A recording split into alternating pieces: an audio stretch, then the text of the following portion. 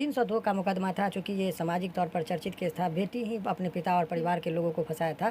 उस दृष्टिकोण से ये पहल में जज साहब को कन्विंस करना बड़ा डिफ़िकल्ट था। तो उन लोगों के इस तरह से बयानबाजी करने से क्या क्या इस केस पे या फिर इस बेल पे कोई इफेक्ट पड़ सकता है? तो ये लोग बहुत ही साताराना तरीके से साजिश करके, बहुत मनगढ़ंत तरीके से बहुत सारे लोगों को, अब जो उस परिवार के नहीं है, परिवार के बाहर के लोगों को भी फँसाया गया था, जिसमें अरुण यादव या बहुत सारे लोग हैं। तो सभी लोगों को फंसाने के लिए ये लोग मनगढ़ंत कहानी बना रहे हैं, बोल रहे हैं, झूठ पकड़ी भी जा रही है। सभी को आप आँख में धूल नहीं झोंक सकते। शुरुआती दौर में भी आँख में धूल झोंका कि लड़के को छोटू के नाम से ही मैं पूरा जीवन बिताऊंगी। 6 महीने के बाद ही शादी हो गई, क्योंकि हिंदू धर्म में तो 1 साल के अंदर में शुभ कार्य भी नहीं होता। आज उसका परिवार का ही सदस्य देखा जाए तो माता पिता भाई भाभी निकल गए हैं, तो आज वो लड़की ये कह रही है कि हमें प्रॉब्लम है और हमारे साथ गलत हुआ है। ये कहाँ तक? यादव और उनके जो परिवार के सदस्य लोग हैं, वो लोग साजिश के तहत कहीं ऐसा ना हो कि उसको एक तीर से 2 निशाना, कि वही लोग उसको मार देंगे और फंसा देंगे इसके माँ बाप को, चूँकि उसके पोजीशन में है, उसको भी अपने बेटा का मौत का प्रतिशोध होगा। बात कह रही है, उसके बयान को देखिएगा तो आपको खुद पता चल जाएगा कि झूठा और मनगढ़ंत बयान है। कह रही कि ये थे कि कोई औरतें अपने बाप को नहीं जानती है, वो अपने भाई को नहीं जानते, बोलते कि ये थे कि कौन थे।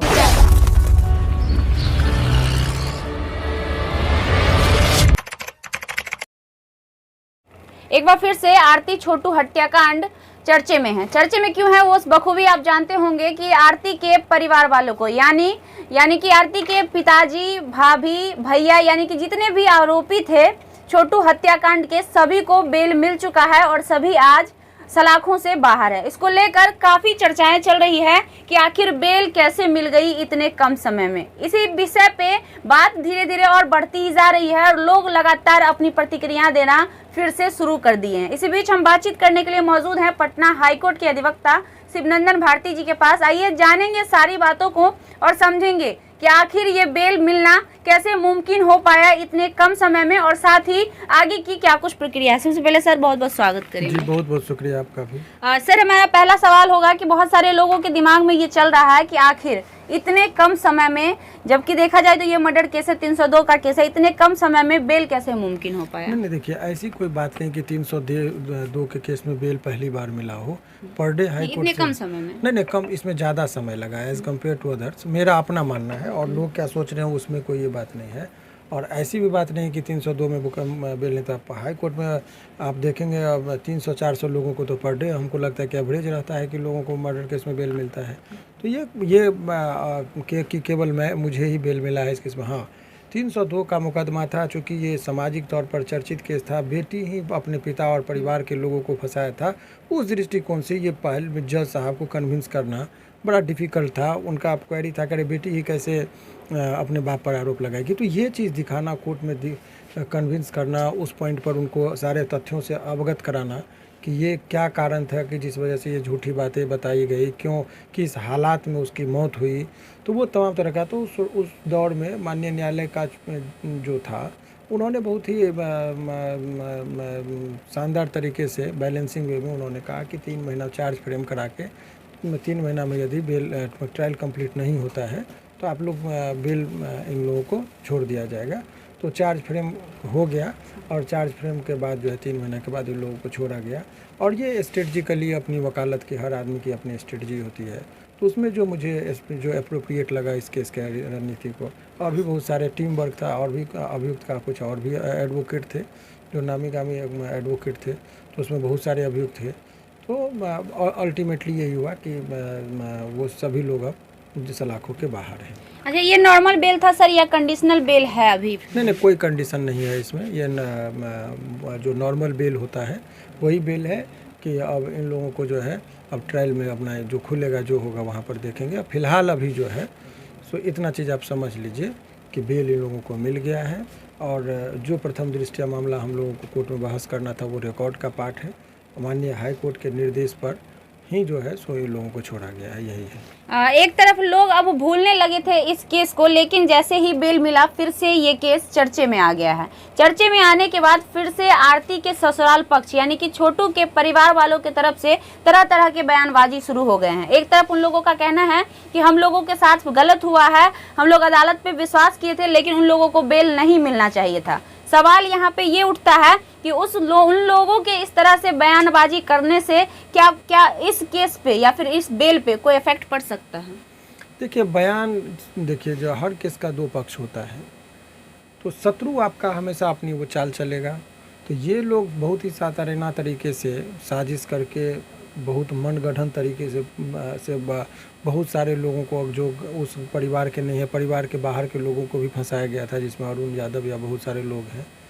तो सभी लोगों को फंसाने के लिए ये लोग मनगढ़ंत कहानी बनाते गए, और मनगढ़ंत कहानी कोर्ट में टिकती नहीं है। समय लगता है लेकिन टिकती नहीं है, और झूठ पकड़े जाने पर फिर उसके लिए भी प्रोसीडिंग चलती है। तो झूठ ये लोग बोल रहे हैं, झूठ पकड़ी भी जा रही है। सभी को आप आंख में धूल नहीं झोंक सकते। शुरुआती दौर में भी आंख में धूल झोंका कि लड़के को छोटू के नाम से ही मैं पूरा जीवन बिताऊंगी। 6 महीने के बाद ही शादी हो गई, चूँकि हिंदू धर्म में तो 1 साल के अंदर में शुभ कार्य भी नहीं होते हैं। लेकिन ऐसी कौन सी परिस्थिति हो गई कि आपको 6 महीना के अंदर में ही शादी, अब बरखी हुआ, बाल कटा है। तो अब ये तो भाई जवान बेटा जिसके घर में मर जाएगा, तो भाई इतनी जल्दी कौन सी ऐसी परिस्थिति। तो बहुत सारी चीज़ों पर हम लोगों को नहीं है। केस में जहाँ तक सवाल है, तो अभी केस में जो बेल मिला है, सभी A to Z जितने भी अभियुक्त थे इस केस में, सभी लोगों के बारे में एक जनरल ऑर्डर था, उस ऑर्डर के कंप्लायंस में सभी लोग निकल रहे हैं। तो अब इस केस में अभी फ़िलहाल जो है सो बहुत बड़ी राहत जो है सो आरती के जो पिताजी हैं उन लोगों के पूरे परिवार को मिला है। वो लोग बेचारे बहुत ही सभ्य परिवार के लोग हैं। कीर्तन मूल रूप से अपराधी कैसे कहेंगे, उनका बच्चा जहाँ धीरेन बाबा के नाम से जाने जाते हैं। बाबा इसलिए कि वो लोग कीर्तन भजन करने वाले लोग हैं। अरुण यादव को बनाया गया, वो कीर्तन मंडली है इन लोगों का, गांव में जाकर कीर्तन भजन करते हैं। और ऐसे लोगों को यदि लोग हमेशा, कभी कभी तो भगवान पे भी प्रश्न उठते हैं।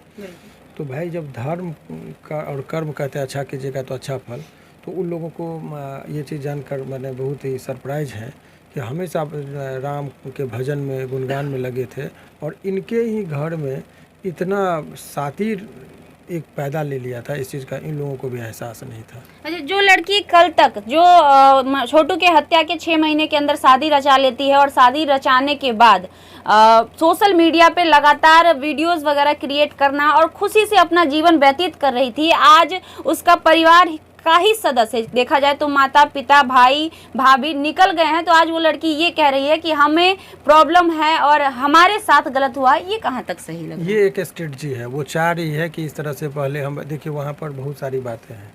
ये जो भी बात है उसको खतरा है उमेश यादव और उनके जो परिवार के सदस्य लोग हैं, वो लोग साजिश के तहत कहीं ऐसा ना हो कि उसको एक तीर से 2 निशाना, कि वही लोग उसको मार देंगे और फंसा देंगे इसके माँ बाप को, चूँकि उसके पोजीशन में है, उसको भी अपने बेटा का मौत का प्रतिशोध होगा।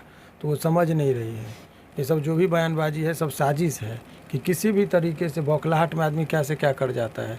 बेल मिल गया तो बौखलाहट में जो है सो इस तरह का बातें करके उसको फंसाने का साजिश है। कहीं ऐसा तो नहीं कि आरती चाहती है, मतलब आरती के माध्यम से इन परिवार वालों को फिर से वो लोग नुकसान पहुंचाने की कोशिश? ऐसा कुछ नहीं होगा। झूठ झूठ होता है, सत्य सत्य होता है। ये लोग निर्दोष हैं, कुछ नहीं होगा। ये लोग अभी बाहर रहेंगे, चूँकि ये लोग शांति प्रिय हैं, ट्रायल में पूरा सपोर्ट करेंगे। और जो बात कह रही है उसके बयान को देखिएगा तो आपको खुद पता चल जाएगा कि झूठा और मनगढ़ंत बयान है। कह रहे कि ये थे कि कोई और थे, अपने बाप को नहीं जानती है वो, अपने भाई को नहीं जानते, बोलते कि ये थे कि कौन थे हमको पता नहीं है। अब ये कोई बयान का मतलब होता है? आदमी जी, अब ठीक है केस हुआ है, लेकिन पिता तो नहीं बदल जाएगा, माता तो नहीं बदल जाएगी, कोख तो नहीं बदल जाएगा। और यदि कोई आदमी ये कह रही है कि हम अपने माँ बाप को भी पहचानने से इनकार कर जाए, तो उस पर हम लोग क्या टिक्का टिप्पणी करें? ये छोटू के पिता का एक और बयान आ रहा है कि हम लोगों को कॉम्प्रोमाइज करने के लिए कहा गया था, तरह तरह के लालच दिए गए थे आरती के परिवार के द्वारा। क्या लगता है इस बात में कितनी सच्चाई हो सकती है? ये सब मुझे नहीं पता है। इस पर हमारी पार्टी से कभी कोई बात नहीं हुई है, हमारे कलेंट हमको इस सब पे कभी कोई डिस्कशन नहीं किया, लेकिन ये मनगढ़ंत बात मुझे लग रहा है। अच्छा, आगे आरती का परिवार सेफ रहे इसके लिए आप क्या कुछ करेंगे? ये हमारा अपना अलग स्ट्रेटजी होगा। हम जब तक हैं हम अपने क्लाइंट को बाल बांका नहीं होने देंगे। कानूनी रूप से झूठा कोई फंसा दे, ये कुछ नहीं होने देंगे। निर्दोष हैं, इनको अंतिम दम तक बचाएंगे, इनको सज़ा नहीं होने देंगे। यही काम मेरा है और वो करेंगे। चलिए, बहुत बहुत धन्यवाद सर। हमारे साथ हाईकोर्ट अधिवक्ता शिवनंदन भारती जी थे। हमने पूरी कोशिश की जो भी सवाल आपके मन में चल रहे हैं उसका जवाब लेने का, और क्या कुछ इस केस में आगे हो सकता है बखूबी आप भी देख रहे थे। बाकी देखते हैं आगे क्या कुछ होता है, क्योंकि एक बार फिर से तुल पकड़ चुका है ये केस।